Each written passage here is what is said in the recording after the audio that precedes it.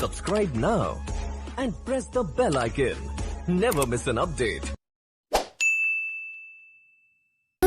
एकरा पोखरी में लाता हम सुई दजबा साई रिकॉर्डिंग स्टूडियो दिल्ली सुई दजबा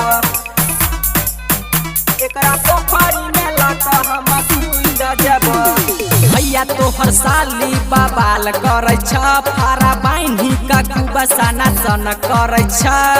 बाइन्ही का कुबसाना सन करे छ भैया तोहर साली बवाल करे छ फारा बाइन्ही का कुबसाना सन करे छ रंग बाल्टी में भर भिजाबै छ हो जे लगता खर्चा में हम सुविधा देबा एकरा पोखरी में लगा हम सुविधा देबा जे लगता खर्चा में हम सुविधा देबा एकरा पोखरी में लगा हम सुविधा देबा एकरा पोखरी में लगा हम सुविधा देबा साई रिकॉर्डिंग स्टूडियो दिल्ली डीजे क्रांति निर्मली बाजार एकरा पोखरी में लगा हम सुविधा देबा गाल के लाल बड़ा नीक लागै छ बड़ा का नचनिया लागै छ बड़ा का नचनिया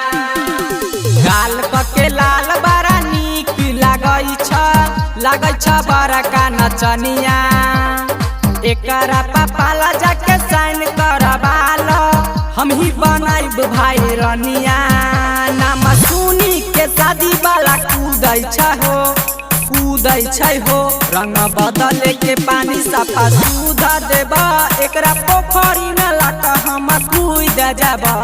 जे लागता खर्चा में हम सुविधा देबा एकरा पोखरी में लाका हम कूद जाबा एकरा पोखरी में लाका हम कूद जाबा साई रिकॉर्डिंग स्टूडियो दिल्ली डीजे क्रांति निर्मली बाजार एकरा पोखरी में लाका हम फागुन महीना दीवाना बनलक राइटर इंदल जनै छ फागुन महीना दीवाना बनलक राइटर इंदल जनै छ सुजित स्कॉर्पियो से मामला जुटल छौ हद से ज्यादा चलै छौ अपन गलिया हाथे से मिसबाबै हो खाए खातिर फल अमरूद देबा एकरा पोखरी में लगा हम कूद जाबा जे लगता खर्चा में हम सुविधा देबा एकरा पोखरी में लगा हम कूद जाबा।